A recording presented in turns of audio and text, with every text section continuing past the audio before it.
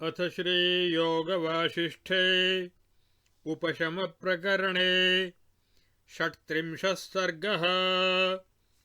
प्रह्लाद उवाच आत्मा सर्वपदातीतश्चिरात् संस्मृतिमागतः दिष्ट्या लब्धोऽसि भगवन्नमस्तेऽस्तु महात्मने। अभिवन्द्याथ चालोक्य चिरमालिङ्ग्यसे मया कोऽन्यः स्यात् त्वदृते बन्धुर्भगवन् भुवनत्रये। हंसि पासि ददासि त्वं स्तौषि यासि विवल्गसि अयं प्राप्तोऽसि दृष्टोऽसि किं करोषि क्व गच्छसि। स्वसत्ता शेष विश्वजनीन भोः सर्वत्र लक्ष्यसे नित्यमधुना क्व पलायसे।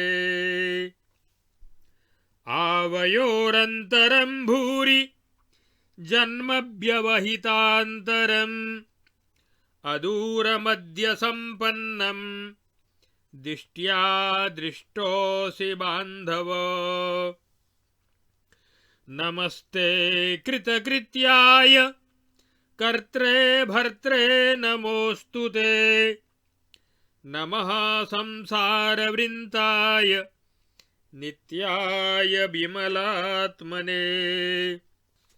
नमश्चक्राब्जहस्ताय नमश्चन्द्रार्धधारिणे नमो विबुधनाथाय नमस्ते पद्मजन्मने। वाच्यवाचकदृष्ट्यैव भेदो योऽयमिहावयोः असत्या कल्पनैवैषा बीच्यम्भसोरिव। त्वमेवानन्तयानन्तवस्तु वैचित्र्यरूपया भावाभावविलासिन्या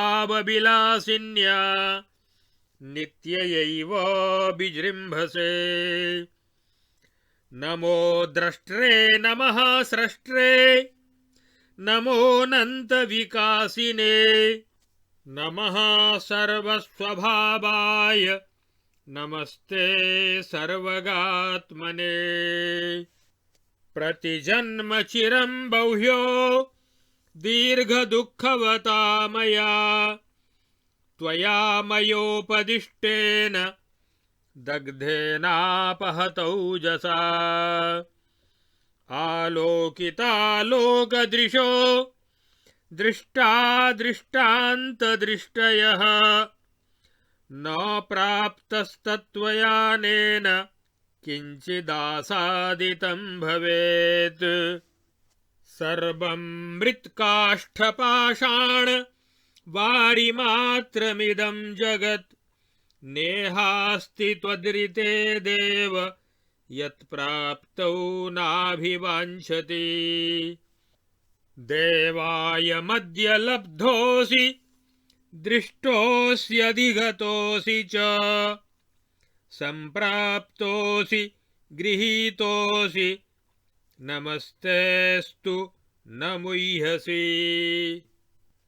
योक्ष्णोः कनीनिकारश्मिजालप्रोतबपुः स्थितः देवदर्शनरूपेण कथं सोऽत्र न दृश्यते। यस्त्वक्स्पृशौ स्पृशन् सर्वं गन्धं तैलं तिले यथा स्पर्शमन्तः करोत्येष स कथं नानुभूयते। यः शब्दश्रवणादन्तः शब्दशक्तिं परामृशन् रोमाञ्चं जनयत्यङ्गे स दूरस्थः कथं भवेत्। जिह्वा पल्लवलग्नानि स्वदितस्याग्रतोऽपि च स्वदन्ते यस्य वस्तूनि स्वदते सनकस्य च पुष्पगन्धानुपादाय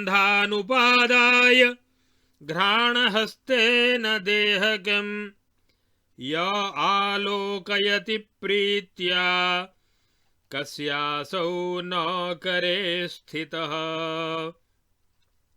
वेद वेदांत सिद्धांत तर्क पौराण गीतिभिः योगीतः स कथं ह्यात्मा विज्ञातो याति विस्मृतिम् सैवेह देहभोगाली सुभगापीयमद्यमे अंतर्न स्वदते स्वच्छे त्वयि दृष्टे परावरे त्वया विमलदीपेन भानुः प्रकटतां गतः त्वया शीततुषारेण चन्द्रः शिशिरतां गतः त्वयैते गुरवः शैलास्त्वयैते द्युचराधृताः त्वयैवेयं धराधीरा त्वयैवाम्बरमम्बरम् दिष्ट्या मत्तामसि प्राप्तो दिष्ट्या त्वत्तामहं गतः अहं त्वं त्वमहं देव दिष्ट्या भेदोऽस्ति नावयोः अहं त्वमिति शब्दाभ्यां पर्यायाभ्यां महात्मनः तव वा मम वा शाखा संयुक्ताभ्यां नमो नमः नमो मह्यमनन्ताय निरहङ्काररूपिणे नमो मह्यमरूपाय नमः समसमात्मने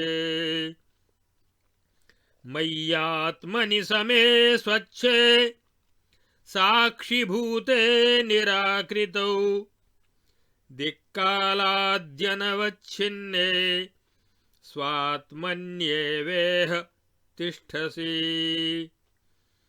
मनः प्रक्षोभमायाति स्फुरन्तीन्द्रियवृत्तयः शक्तिरुल्लसति स्फारा प्राणापान प्रवाहिनी वहन्ति देहयन्त्राणि कृष्टान्याशावरत्रया चर्म मांसास्थिदिग्धानि मनः सारथिमन्ति च अयं संविद्वपुरहं न काचिन्न कृतास्पदः देहः पततु बोधेतु यथाभिमतयेच्छया चिरादहमहं जातः स्वात्मलाभश्चिरादयम् चिरादुपशमं याति कल्पस्यान्ते जगद्यथा चिरात् संसारगामित्वात् दीर्घे संसारवर्त्मनि विश्रान्तोऽस्मिन् चिरं श्रान्तः कल्पस्यान्त इवानलः सर्वातीताय सर्वाय तुभ्यं मह्यं नमो नमः तेभ्योऽपि च नमस्तेस्तु ये मां त्वां प्रवदन्ति च अखिलानन्तसम्भोगा न स्पृष्टा दोषवृत्तिभिः जयत्यकृतसंरम्भा साक्षिता परमात्मनः आत्मन्पुष्प इवामोदो भस्त्रापिण्ड इवानिलः तिले तैलमिवास्मिंस्त्वं सर्वत्र वपुषि स्थितः हंसि पासि ददासि त्व मबस्फूर्जसि वल्गसि अनहं कृतिरूपोऽपि चित्रेयं तव मायिता जयामीषज्ज्वलद्दीप्तिः सर्वमुन्मीलयन् जगत् जयाम्युपरतारम्भो जगद्भूयो निमीलयन् परमाणोस्तवैवान्तः इदं संसारमण्डलम् बटत्वं बटधानायां बभूवास्ति भविष्यति हयद्विपरथाकारैर्यद्वत्खे दृश्यतेऽम्बुदः तद्वदालोक्यसे देव पदार्थशतविभ्रमैः भावानां भूरिभङ्गानामभवाय भवाय च भवभावविमुक्तात्मा भावाभावबहिष्कृतः जहिमानं महाकोपं कालुष्यं क्रूरतां तथा न महान्तो निमज्जन्ति प्राकृते गुणसङ्कटे प्राक्तनीं दीर्घदौरात्म्यदशां स्मृत्वा पुनः पुनः कोऽहं किं तद्बभूवेति हसन्मुक्ताच्छटासितम् ते प्रयाताः समारम्भा गतास्ते दग्धबासराः येषु चिन्तानलज्ज्वाला जालाकीर्णो भवानभूत् अद्य त्वं देहनगरे राजा स्फारमनोरथः न दुःखैर्गृह्यसे नापि सुखैर्व्योमकरैरिव अद्येन्द्रिय दुरश्वांश्च जित्वा जितमनोगजः भोगारिमभितो भुङ्क्त्वा साम्राज्यमधितिष्ठसि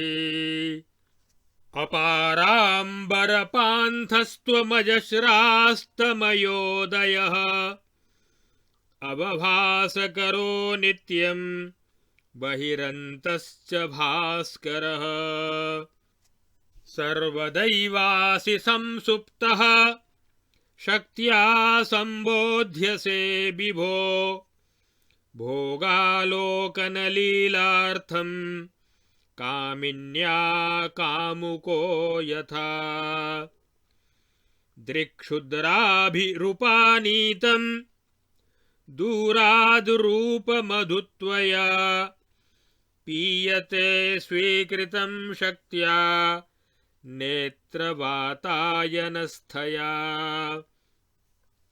ब्रह्माण्डकोटराध्वान्ताः प्राणापानपरैस्त्वया गतागतैर्ब्रह्मपुरे सम्प्रेक्ष्यन्ते प्रतिक्षणम् देहपुष्पे त्वमामोदो देहेन्दौ त्वमृतामृतम् रसस्त्वं देहबिटपे शैत्यं देहहिमे भवान् त्वय्यस्ति विस्मयस्नेहः शरीरक्षीरसर्पिषी त्वमन्तरस्य देहस्य दारुण्यग्निरिव स्थितः त्वमेवानुत्तमास्वादः प्राकाश्यं तेजसामपि अवगन्ता त्वमर्थानां त्वं भासामवभासकः स्पन्दस्त्वं सर्ववायूनां त्वं मनोहस्तिनो मदः प्रज्ञानलशिखायास्त्वं प्राकाश्यं तैक्ष्ण्यमेव च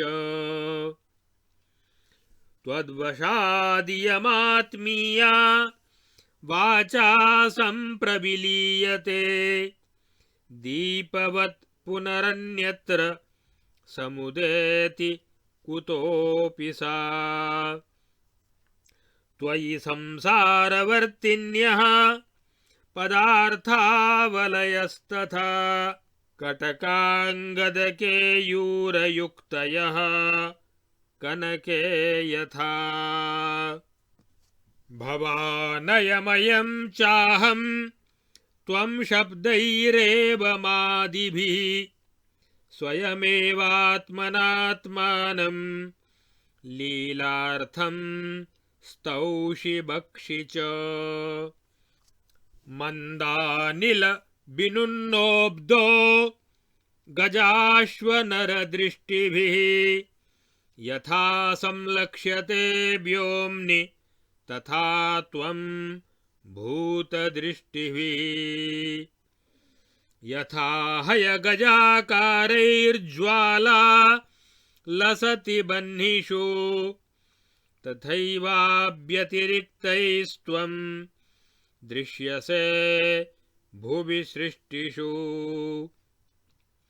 त्वं ब्रह्माण्डकमुक्तानामच्छिन्नस्तन्तुराततः क्षेत्रं त्वं भूतसस्यानां चिद्रसायनसेवितम्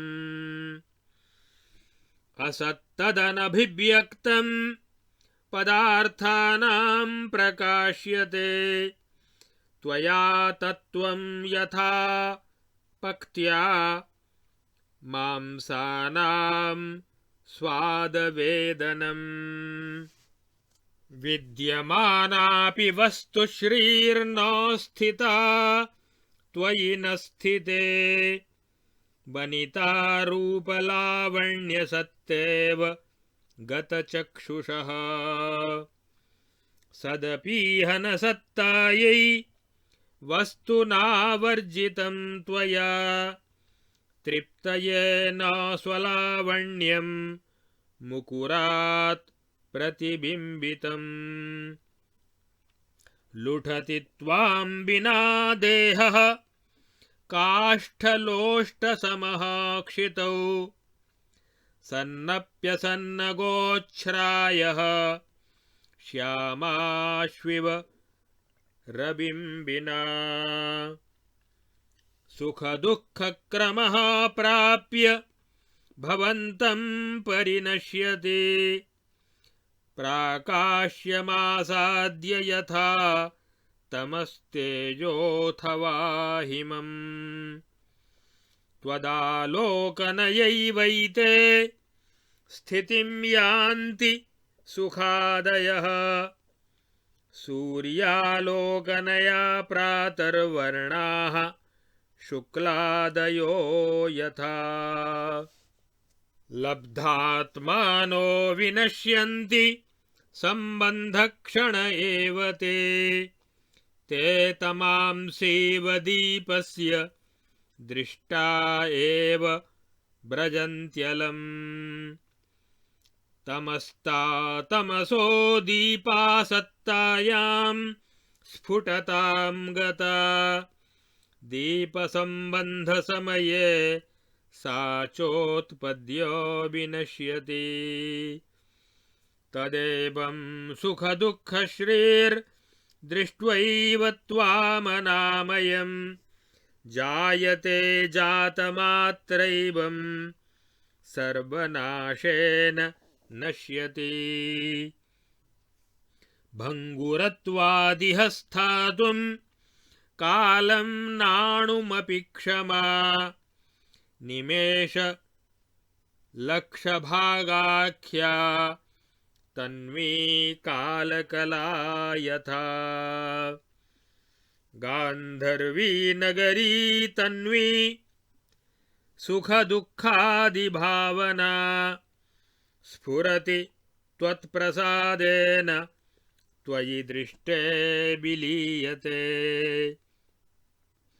त्वदालोके क्षणोद्भूता त्वदालोके क्षणक्षया मृतेव जाता जातेव मृता केनोपलक्ष्यते क्षणमप्यस्थिरं वस्तु कथं कार्यकरं भवेत् तरंगैरुत्पलाकारैर्माला कथमवेक्ष्यते यदा वा जातनिर्नष्टं क्रियां वस्तु करिष्यते तदा रमेत लोकोऽयं मालां कृत्वा तडिद्गणैः इमां सुखादिकां लक्ष्मीं विवेकी जनचेतसि स्थितः सन्नेव गृह्णासि न जहासि समस्थितिम् अविवेकिषु योऽसि त्वं सहजात्मन्यदृच्छया तद्रूपकथनेनालं ममानल्पपदास्पद निरीहेण निरंशेन निरहं कृतिना त्वया सतावाप्यसतावापि कर्तृत्वमुररीकृतम् जय प्रोड्डामराकार जय शान्तिपरायण जय सर्वागमातीत जय सर्वागमास्पद जय जात जयाजात जय क्षत जयाक्षत जय भाव जया भाव जय जेय जया जय उल्लासाम्युपशाम्यामि तिष्ठाम्यधिगतोऽस्मि च जयी जयाय जीवामि नमो मह्यं नमोऽस्तु ते त्वयि स्थिते मयि विगता मयात्मनि स्वसंस्थितौ व्यपगतरागरञ्जने क्व बन्धनं क्व च विपदः क्व सम्पदो भवाभवौ क्व शममुपैमि शाश्वतम्। इत्यार्षे श्रीवासिष्ठमहारामायणे वाल्मीकीये देवदूतोक्तमोक्षोपायेषु उपशमप्रकरणे आत्मस्तवनं नाम 36 सर्गः। अथ 37 सर्गः। श्रीवसिष्ठोवाच इति सञ्चिन्तयन्नेव प्रह्लादः परवीरः निर्विकल्पपरानन्दसमाधिं समुपाययौ। निर्विकल्पसमाधिस्तश्चित्रार्पित इवाचलः शैलादिव समुत्कीर्णो बभौ स्वपदमास्थितः। तथानुष्ठिततस्तस्य कालो बहुतरो ययौ स्वगृहे भुवनस्थस्य मेरोरिव सुरद्विषः। बोधितोऽप्यसुराधीशैर्नाबुध्यत महामतिः अकाले बहुसेकोऽपि बीजकोशादिवाङ्कुरः। एवं वर्षसहस्राणि पीनात्मा तिष्ठदेकदृक् शान्त एवासुरपुरे मार्तण्ड इव चोपले। परानन्ददशैकान्तपरिणामितया तया निरानन्दं पराभासमिवाभासपदं गतः। एतावताथ कालेन तद्रसातलमण्डलम् बभूवाराजकं तीक्ष्णं मात्स्यन्याय कदर्थितम्। हिरण्यकशिपौ क्षीणे समाधौ तत्सुते स्थिते न बभूवापरः कश्चिद् राजा धनुसुतालये। असुरेशार्थिनां तेषां दानवानां समाधितः परेणापि प्रयत्नेन प्रह्लादो न व्यबुध्यत। न प्रापुर्विकसद्रूपं पतिं तममरारयः लसत्पत्रलताजालं निशिपद्ममिवालयः। संविद्वादो न तस्यान्तरबोध्यत विचेतसः भुवश्चेष्टाक्रम इव पौरुषो गतभास्वतः। अथोद्विग्नेषु दैत्येषु गतेष्वभिमतां दिशं विचरत्सु यथा काम मराजनिपुरे पुरा। चिराय पातालमभूदभूपालतया तया मात्स्यन्याय विपर्यस्तमस्तं गत गुणक्रमम्। बलिमुक्तावलपुरं मर्यादाक्रमवर्जितं सर्वार्ताशेषवनितं परस्परहृताम्बरम्। प्रलापाक्रन्दपुरुषं विसंस्थानपुरान्तरम् लुठदुद्याननगरं व्यर्थानर्थकदर्थितम्। चिन्तापरासुरगणं निरन्नफलबान्धवम् अकाण्डोत्पातविवशं ध्वस्ताशामुखमण्डलम्। सुरार्भकपराभूतं भूतैराक्रान्तमन्त्यजैः भूतरिक्तमलक्ष्मीकमुच्छिन्नप्रायकोटरम्। अनियतवनितार्थमन्त्रयुद्धं हृतधनदार विरावितं समन्ताद् कलियुगसमयोद्भटोत्कटाभं तदसुरमण्डलमाकुलं बभूव। इत्यार्षे श्रीवासिष्ठमहारामायणे वाल्मीकीये देवदूतोक्तमोक्षोपायेषु उपशमप्रकरणे असुरमण्डलव्याकुलीभवनं नाम 37 सर्गः। अथ 38 सर्गः। श्रीवसिष्ठोवाच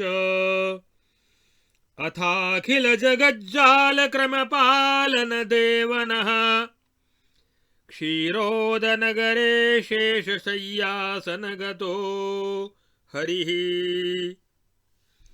प्राविण्निद्राभ्युपरमे देवार्थमरिसूदनः धिया विलोकयामास कदाचिज्जागतीं गतिम्।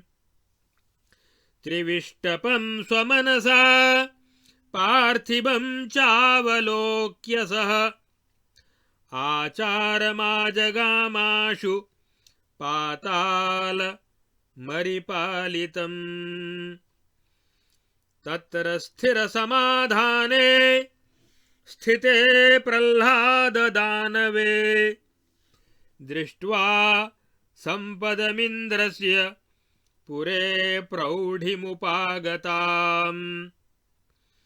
व्यालतल्पतलस्थस्य क्षीरोदार्णवशायिनः शङ्खचक्रगदापाणेर्देहस्यान्तरचारिणः पद्मासनस्थस्य मनः शरीरेणातिभास्वता इदं संचिन्तयामास त्रैलोक्यालमहालिना प्रह्लादे पदविश्रान्ते पाताले गतनायके कष्टं सृष्टिरियं प्रायो निर्दैत्यत्वमुपागता दैत्याभावे सुरश्रेणी निर्जिगीषु पदं गता शममेष्यत्यदृष्टाब्द पटलेषु सरिद्यथा मोक्षाख्यं निर्गतद्वन्द्वं ततो यास्यति तत्पदम् क्षीणाभिमानविरसा लतेव प्रविशुष्कताम् देवौघे शान्तिमायाते भुवि यज्ञतपः क्रियाः अदेवत्वफलाः सर्वाः सममेष्यन्त्यसंशयम्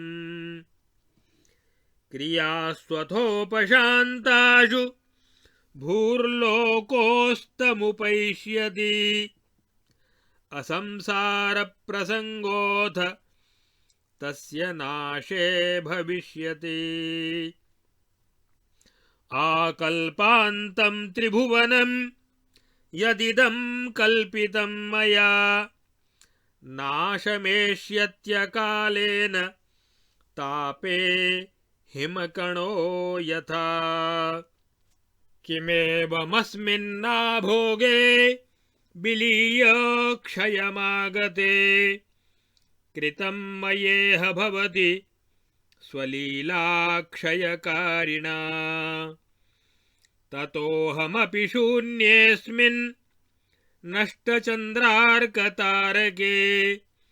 वपुः प्रशान्तिमाधाय स्थितिमेष्यामि तत्पदे अकाण्ड एवमेवं हि जगत्युपशमं गते नेह श्रेयो न पश्यामि मन्ये जीवन्तु दानवाः दैत्योद्योगेन विबुधास्ततो यज्ञतपः क्रियाः तेन संसारसंस्थानं न संसारक्रमोऽन्यथा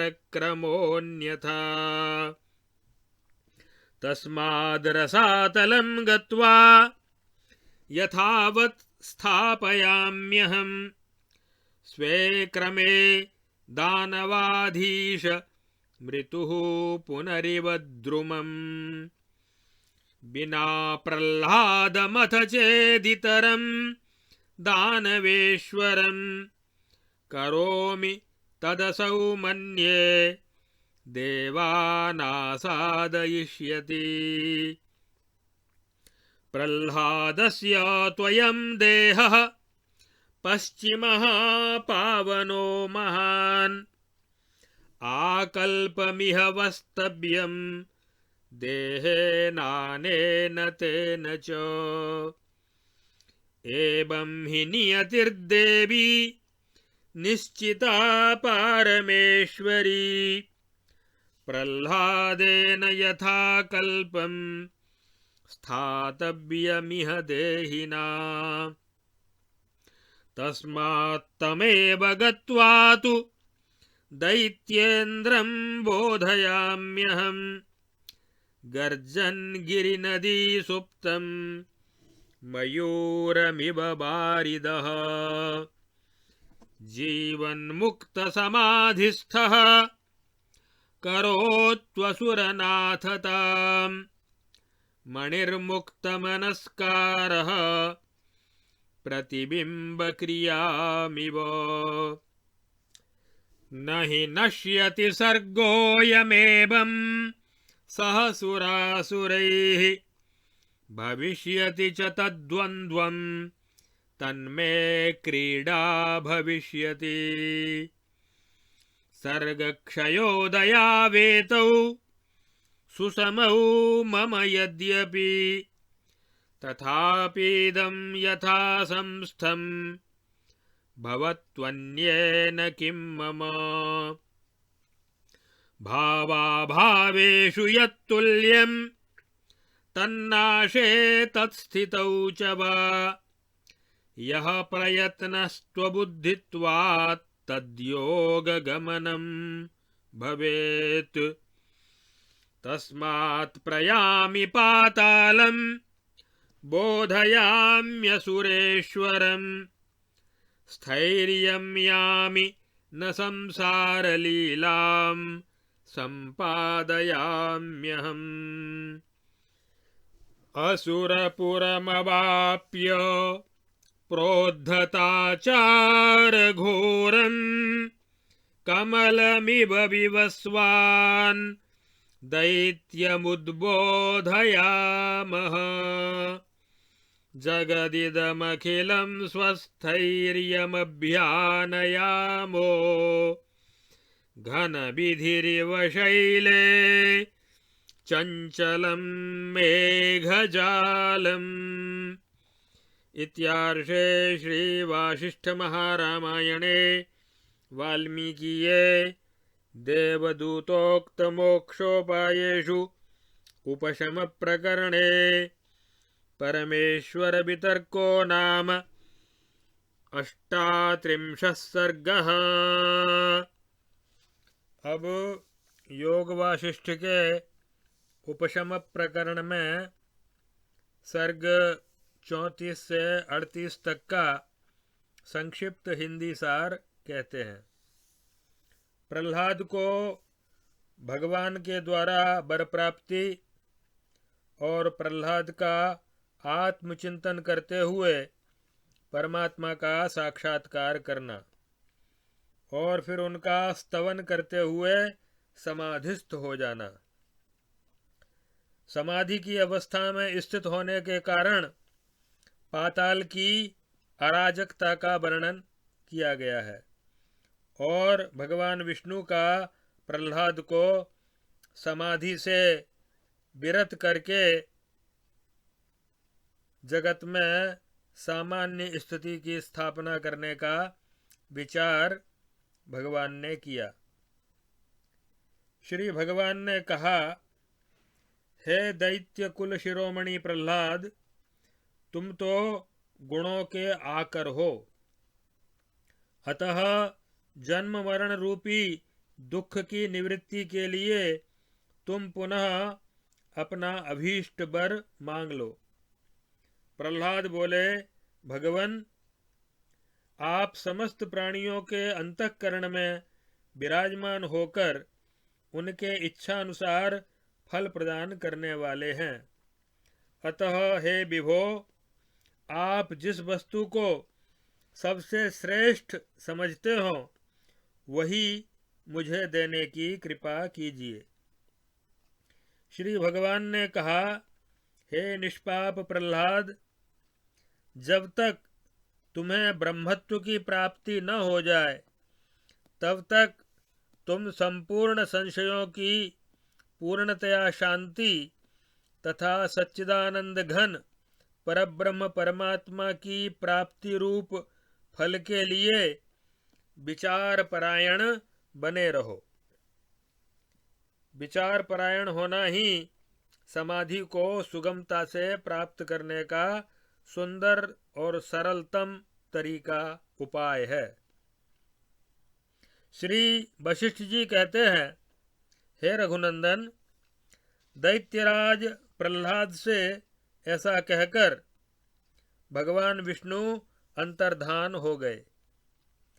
उन विष्णुदेव के अंतर्हित हो जाने पर प्रहलाद ने पूजा के अंत में मणि रत्नों से सुशोभित पुष्पांजलि समर्पित की। उस समय उनका चित्त अत्यंत प्रसन्न था, अर्थात निर्मल था।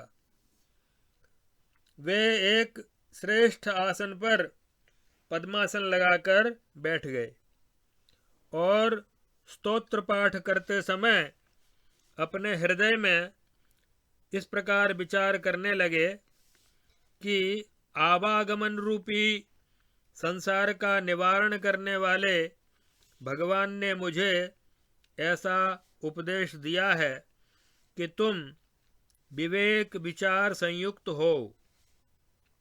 अतः अब मैं अपने अंतःकरण में आत्म विचार करने में तत्पर होता हूँ। को दीर्घ रोगो भव एव साधो किमौषधं तस्य विचार एव। वृक्ष तृण और पर्वतों से युक्त यह जगत तो मैं हूँ नहीं, क्योंकि जो बाह्य और अत्यंत जड़ है वह मैं कैसे हो सकता हूँ। अचेतन शरीर भी मैं नहीं हूँ, क्योंकि यह असत होता हुआ भी प्रकट जड़ होने के कारण बोलने में असमर्थ, प्राणवायुओं द्वारा अपने संचरण काल में ही परिचालित और अल्पकाल में ही विनष्ट होने वाला है। मैं तो केवल वह शुद्ध चेतन ही हूँ जो ममताहीन, मनन रूप मन के व्यापार से शून्य, शांत, पांचों इंद्रियों के भ्रमों से रहित और माया के संबंध से हीन है। यह जो सबका प्रकाशक, बाहर भीतर सर्वत्र व्याप्त, अखंड, निर्मल और सत्ता मात्र है, वह जड़ दृश्य रहित शुद्ध चिन्मय आत्मस्वरूप ही मैं हूँ।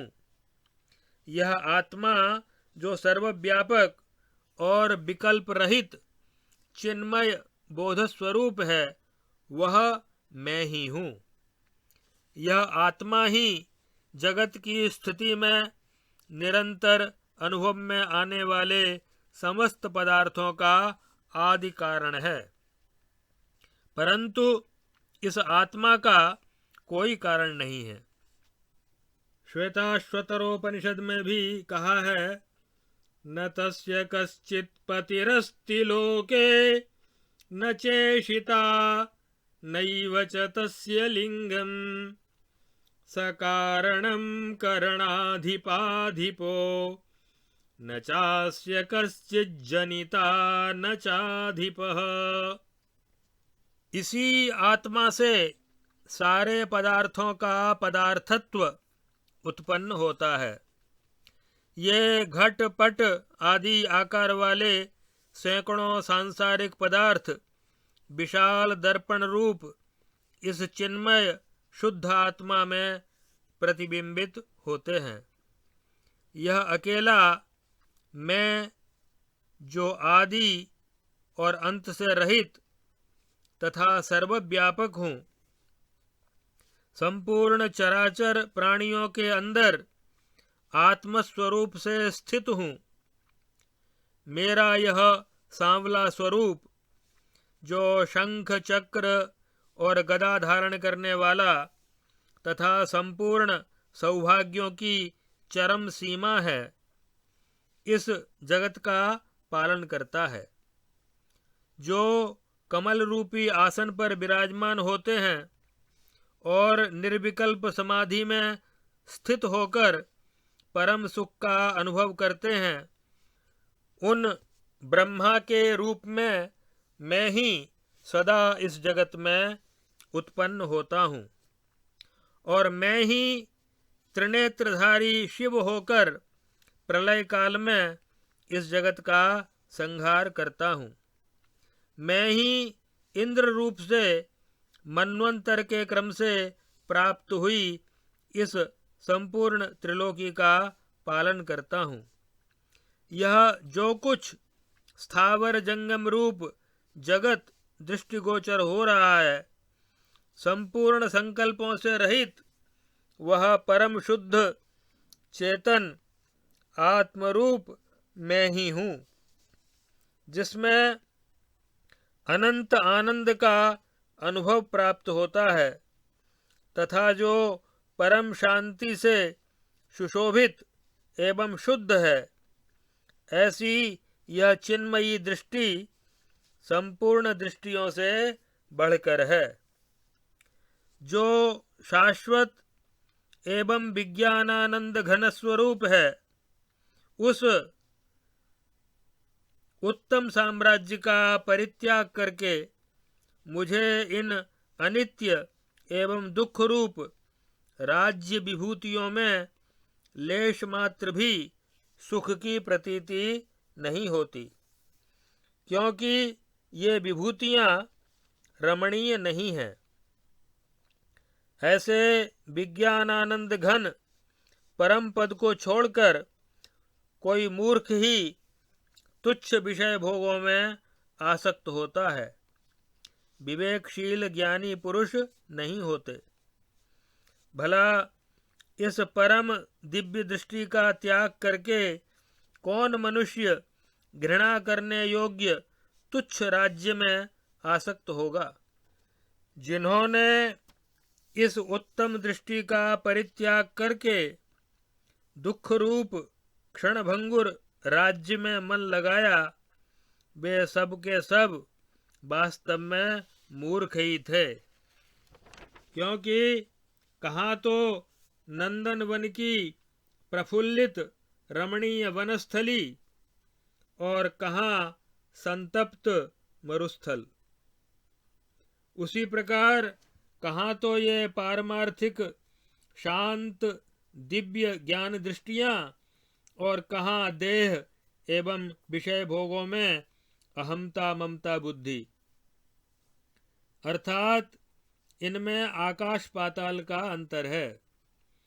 इस त्रिलोकी में राज्य पाकर भी वास्तविक सुख लेश मात्र भी नहीं मिलता, किंतु मूर्खता के कारण ही मनुष्य उसे चाहता है। उधर जो सर्वव्यापक स्वस्थ सम निर्विकार और सर्वरूप है, उस चेतन का आश्रय ग्रहण करने से संपूर्ण वास्तविक आनंद सदा सर्वदा प्राप्त होता रहता है। ये जो कोई भी विषयी मनुष्य मोह रूपी जाल में आकर फंसे हुए हैं, उनके गिरने का प्रधान कारण उनकी संकल्प कल्पना ही है। इसी प्रकार मेरे पितामह आदि पूर्वजों ने भी जो संकल्प समूहों से आवृत और विषय रूपी गर्त में गिरने वाले थे, इस बाधा रहित परमानंद स्वरूप आत्मपद का अनुभव नहीं किया। इसीलिए वे भूतल पर इन्हें गिने दिनों तक ही स्फुरित होकर गड्ढे में गिरे हुए क्षुद्र मच्छरों की भांति विनष्ट हो गए। सभी जीव इच्छा और द्वेष से उत्पन्न हुए सुख दुखादि द्वंद्व रूपी मोह से युक्त होने के कारण पृथ्वी के छिद्र में छिपे हुए कीटों की समता को प्राप्त हो गए हैं। परंतु जिसकी अनुकूल और प्रतिकूल कल्पना रूपी मृग तृष्णा सच्चिदानंद परमात्मा के ज्ञान रूपी मेघ से शांत हो चुकी है, उसी का जीवन धन्य है। ओम, यह एकाक्षर मंत्र ही जिस सच्चिदानंद ब्रह्म का सर्वोत्तम नाम है और जो समस्त विकारों से सर्वथा रहित है, वह परमात्मा ही भूतल के समस्त पदार्थों के रूप में विराजमान है। ओम इति ब्रह्मा, ओम ओम ही ब्रह्म है। ओम इति दग्गुं सर्वम, ओम यह सब कुछ है। एतद् वै सत्य काम परम च ब्रह्म यदोंकारः। हे सत्यकाम, यह पर और अपर ब्रह्म है, जो यह ओंकार ही है। ज्योतिष स्वरूप वह परमात्मा ही सूर्य आदि के अंदर स्थित होकर अपनी सत्ता स्फूर्ति से उन्हें प्रकाशित करता है। वही अग्नि को उष्णता युक्त करता है और जल को रसमय बनाता है। भय रहित वह परमात्मा स्वयं ही प्रकट होता है और ब्रह्मा से लेकर तृण पर्यंत समस्त जगत को अपनी सत्ता स्फूर्ति से घुमाता रहता है। वह स्थाणु से भी बढ़कर नित्य अचल और आकाश से भी बढ़कर नित्य निर्लेप है। इसी का सदा अन्वेषण, स्तवन और ध्यान करना चाहिए। समस्त प्राणियों के शरीरों के अंदर उनके हृदय कमल में स्थित यह परमात्मा अत्यंत सुलभ है, क्योंकि हृदय की थोड़ी सी भी सच्ची पुकार से यह तत्क्षण सम्मुख प्रकट हो जाता है। यह परमात्म देव सभी शरीरों में उसी प्रकार व्याप्त है जैसे पुष्पों में सुगंध, तिलकणों में तेल और रसयुक्त पदार्थों में माधुर्य, परंतु हृदय में विद्यमान रहने पर भी यह चेतन विवेक विचार के अभाव के कारण जाना नहीं जा सकता। विचारणा के द्वारा ही उस परमेश्वर का ज्ञान होता है और उसे भली भांति जान लेने पर प्रियजन के समागम की तरह परमानंद की प्राप्ति होती है। अतिशय आनंद प्रदान करने वाले परमात्मा रूपी उस परम प्रेमी बंधु का दर्शन होने पर ऐसी ऐसी बुद्धियां उत्पन्न होती हैं जिनके प्रभाव से साधक का परमात्मा से कभी वियोग नहीं होता। स्वस्थे चित्ते बुद्धयः विस्फुरन्ति। उसके सांसारिक स्नेह के समस्त बंधन टूट जाते हैं। काम, क्रोध आदि सारे शत्रु विनष्ट हो जाते हैं और तृष्णाएं मन को चंचल नहीं कर पाती। यही परमात्मा आकाश में शून्यता, वायु में स्पंदन, तेजस्वी पदार्थों में प्रकाश, जल में उत्तम मधुरता, पृथ्वी में कठोरता, अग्नि में उष्णता, चंद्रमा में शीतलता और सृष्टि समूह में सत्ता रूप से स्थित है। गीता में भी भगवान कहते हैं, रसोहमप्सु कौन्तेय प्रभास्मि शशि सूर्ययोः इत्यादि। अज्ञान रूपी शत्रु ने मेरे विवेक धन का अपहरण करके उसका सर्वनाश कर डाला था और वह इतने काल तक मुझे कष्ट देता रहा, परंतु इस समय स्वतः उत्पन्न हुई सर्वोत्तम विष्णु भगवान की कृपा से मुझे उस परम तत्व का ज्ञान हो गया है, जिससे मैंने उस अज्ञान का परित्याग कर दिया है।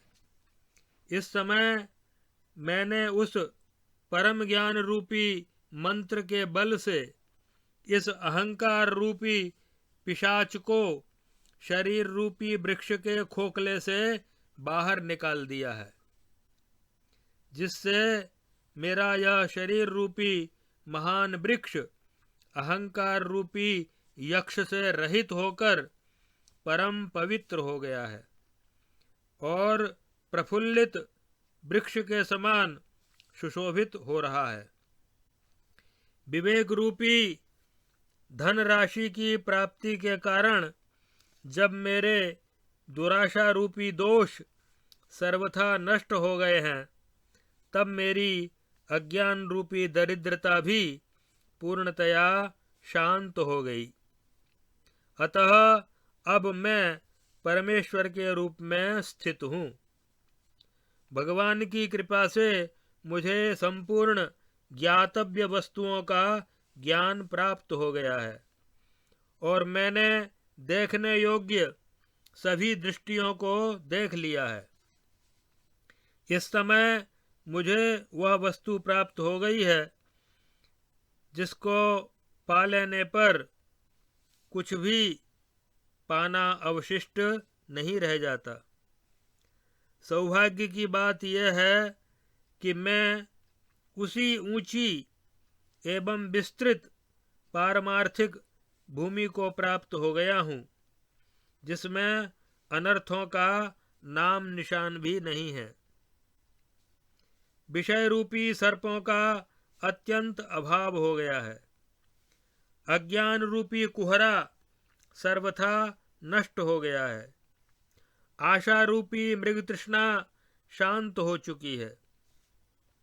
जिसकी सारी दिशाएं रजोगुण रूपी धूल से रहित हो गई हैं और जिसमें शांति रूपी शीतल छाया वाला वृक्ष लहलहा रहा है। भगवान विष्णु की स्तुति, प्रणाम और प्रार्थना करने से तथा शम एवं यम नियमों के पालन से मुझे इन सच्चिदानंद घन परमात्मा की प्राप्ति हुई है और उन्हीं की कृपा से मैंने परमात्मा को स्पष्ट रूप से देखा और समझा भी है। वह अविनाशी एवं अहंकार रहित विज्ञान घन परमात्मा भगवान विष्णु की कृपावश चिरकाल से मेरी स्मृति में सुदृढ़ रूप से स्थित हो गया है, जिससे मेरा मोह पूर्णतया शांत हो गया है और अहंकार रूपी राक्षस नष्ट हो गया है और मैं दुराशा रूपी पिशाचिनी से मुक्त हो गया हूँ। अतः अब मेरा संताप मिट गया है। सबसे बड़े हर्ष की बात तो यह है कि मेरी बहुत सी दुर्वासनाएं और दुराशाओं तथा दीर्घ काल से दुष्ट देह आदि में आत्मत्व के अभिमान से मलिन एवं भय रूपी सर्पों के लिए हितकारिणी थी, भगवान के ध्यान से विनष्ट हो गई है। मैंने सच्चिदानंद घन परमात्मा का साक्षात्कार कर लिया है और उन्हें भली भांति जान भी लिया है। मुझे उनका यथार्थ अनुभव भी हो गया है, इसीलिए उनका नित्य संयोग मुझे प्राप्त है। अब मेरा मन जिसके विषय भोग, संकल्प, विकल्प और इच्छाएं पूर्णतया नष्ट हो गई हैं, जो अहंकार से सर्वथा मुक्त है, जिसमें आसक्ति और विषय भोगों की उत्कंठा लेश मात्र भी नहीं रह गई है और जो बाहर भीतर की चेष्टाओं से रहित हो गया है, संसार से उपराम होकर परमात्मा में लीन हो गया है। इस प्रकार समस्त पदों से उत्कृष्ट आनंद रूप परमात्मा चिरकाल से मेरी स्मृति में स्थित हुए हैं। भगवान, बड़े सौभाग्य से आप मुझे उपलब्ध हुए हैं, अतः आप परमात्मा के लिए मेरा नमस्कार है।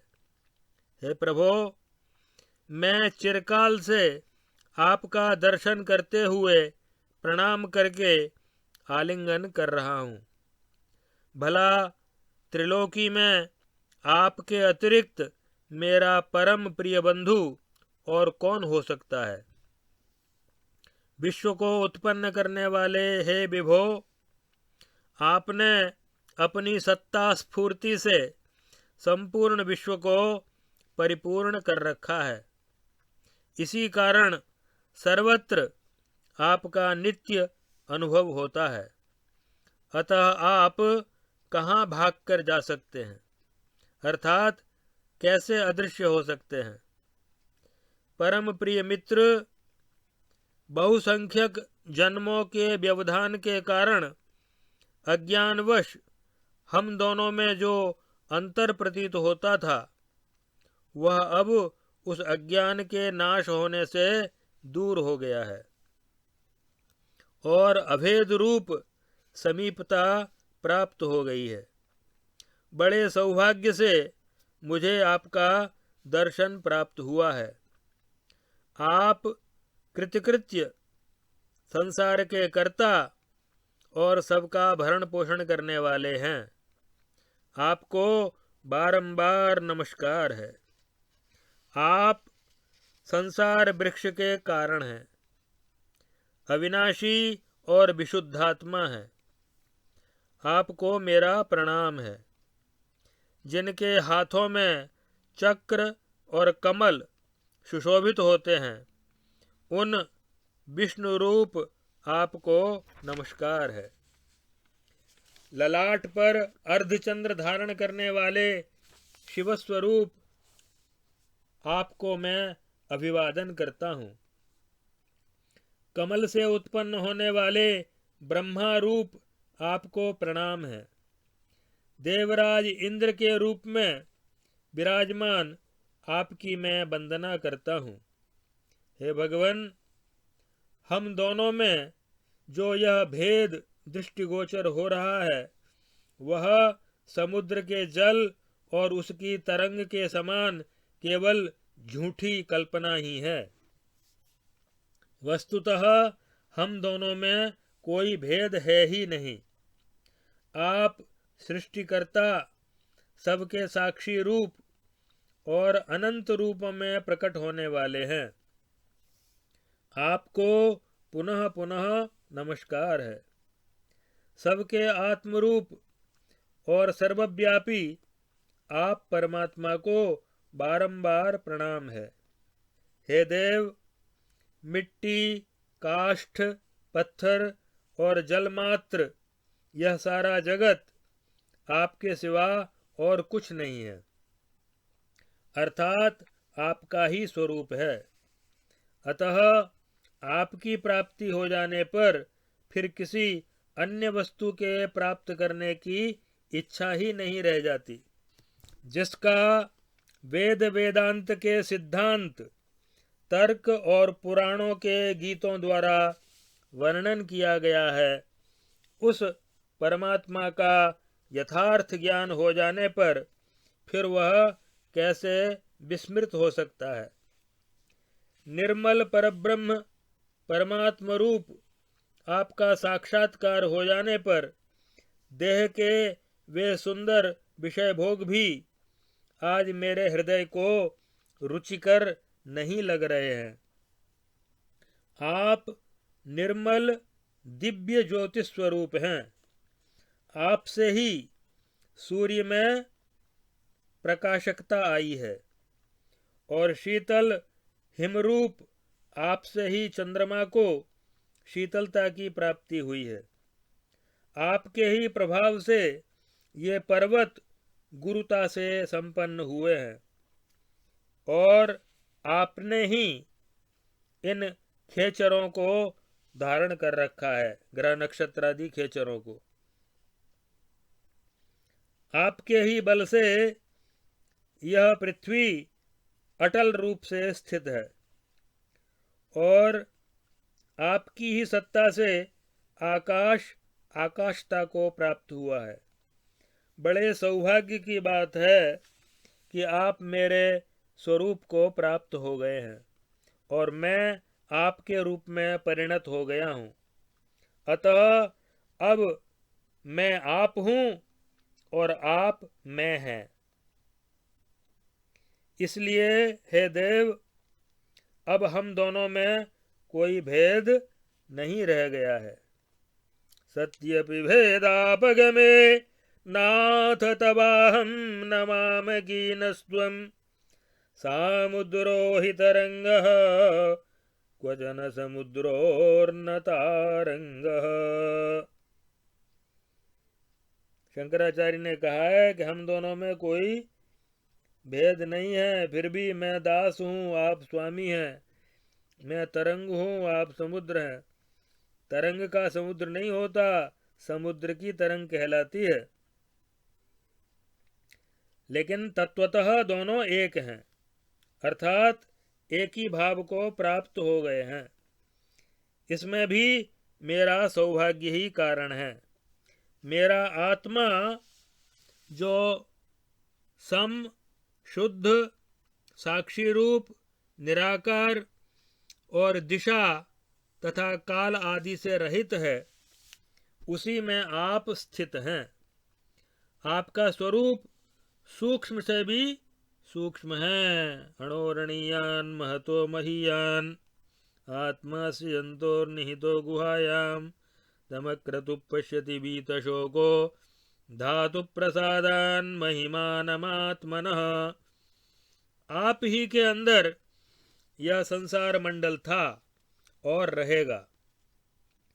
काष्ठ में व्याप्त हुई आग की भांति आप इस शरीर के अंदर स्थित हैं।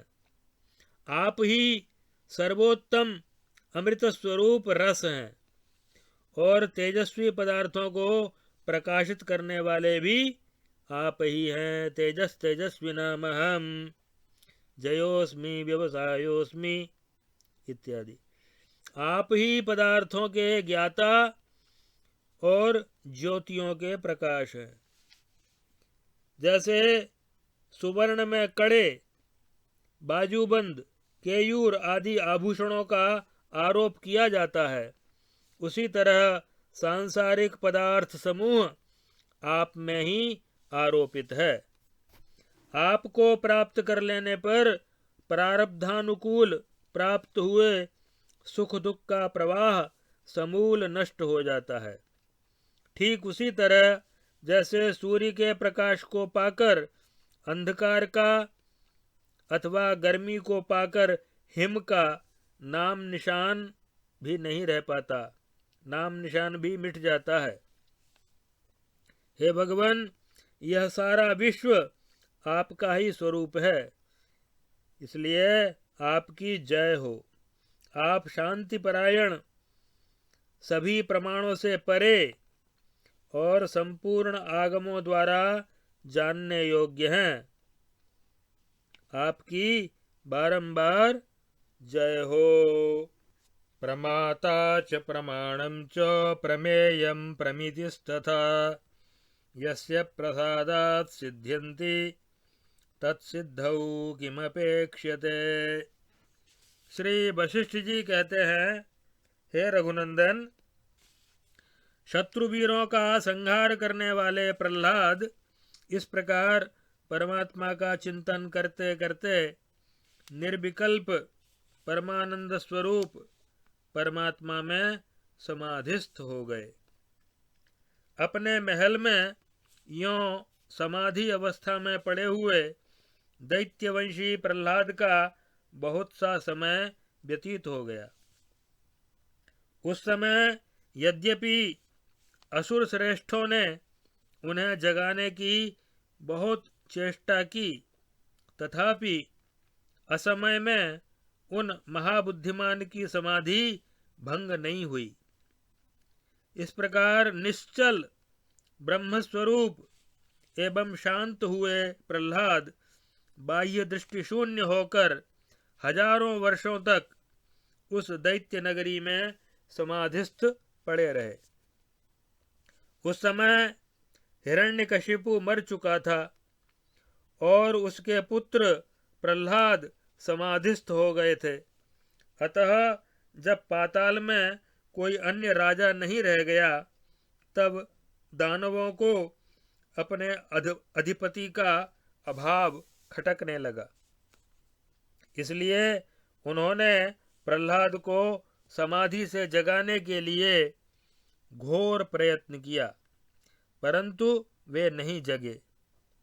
तब उस राजा रहित नगर में बलवान दैत्य लुटेरों की तरह स्वेच्छानुसार लूटपाट करने लगे, जिससे उद्विग्न होकर अन्य दैत्य अपनी अभीष्ट दिशाओं में भाग गए। उस अराजकता के कारण पाताल लोक चिरकाल के लिए मत्स्य न्याय से, अर्थात बलवान मत्स्य अपने से छोटे और निर्बल मत्स्यों को निगल जाता है, इसी को मत्स्य न्याय कहते हैं।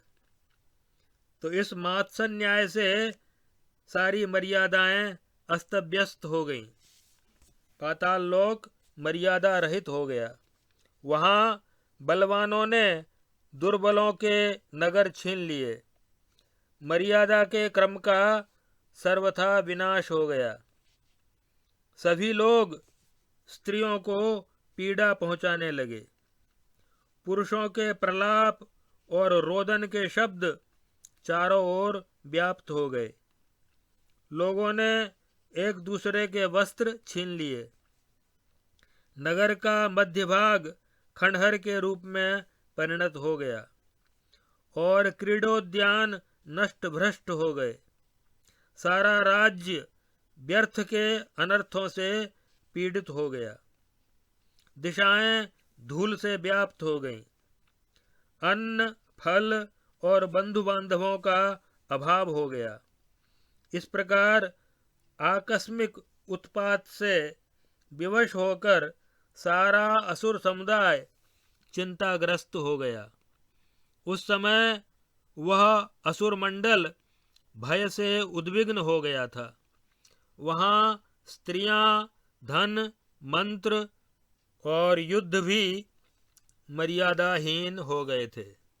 जिनके धन और स्त्रियों का अपहरण हो गया था, उनका करुण क्रंदन चारों ओर गूंज रहा था, जिससे वह दैत्य समाज कलयुग के आने पर लूटपाट करने वाले क्रूर लुटेरों जैसा जान पड़ता था। हे राघव, तदनंतर एक बार शेष शैया पर विराजमान शत्रुसूदन भगवान श्री हरि, जो लीला पूर्वक संपूर्ण जगत का पालन करते हैं, देवताओं की प्रयोजन सिद्धि के लिए अपनी बुद्धि से सांसारिक स्थिति का निरीक्षण करने लगे। पहले उन्होंने मन ही मन स्वर्गलोक का अवलोकन किया। स्वर्ग को देखभाल करने के पश्चात भूतलवासियों के आचरणों का निरीक्षण किया। फिर वे मन से ही शीघ्र दैत्यों द्वारा सुरक्षित पाताल लोक में जा पहुंचे। वहां उन्होंने देखा कि दानवराज प्रहलाद अटल समाधि में स्थित हैं, जिससे अमरावतीपुरी में संपत्ति की भरपूर वृद्धि हो गई है। तब जो शेष शैया पर पद्मासन लगाकर बैठे थे तथा जिनके हाथों में शंख, चक्र और गदा सुशोभित हो रहे थे, उन भगवान नारायण के मन में ऐसा विचार उत्पन्न हुआ कि मैं रसातल में जाकर दानवराज प्रहलाद को उसके कर्म में पहले की तरह उसी प्रकार स्थापित करूंगा जैसे बसंत ऋतु वृक्ष को पुनः उसकी पूर्व दिशा में लाकर रख देती है। यदि मैं प्रहलाद के अतिरिक्त किसी दूसरे को दानवराज के पद पर स्थापित करता हूं, तो वह निश्चय ही देवताओं पर आक्रमण कर देगा। साथ ही प्रहलाद का यह अंतिम शरीर, अंतिम जन्म परम पावन है। वह इसी शरीर से कल्प पर्यंत यहाँ निवास करेगा, क्योंकि परमेश्वर की नियति देवी ने ऐसा ही निश्चित किया है कि प्रहलाद को इसी शरीर से यहाँ 1 कल्प तक रहना चाहिए। इसलिए मैं वहाँ जाकर दैत्यराज प्रहलाद को ही जगाऊंगा, जिससे वह जीवन मुक्तों की समाधि में स्थित होकर दैत्याधिपत्य को ग्रहण करें, और निश्चय ही हम मर्यादा रहित दस्युओं के अत्याचार से भयानक उस पाताल में जाकर दैत्यराज प्रहलाद को समाधि से विरत करेंगे और इस संपूर्ण जगत को पूर्ववत स्वस्थ बनाएंगे। इस प्रकार परमेश्वर विष्णु ने विचार किया।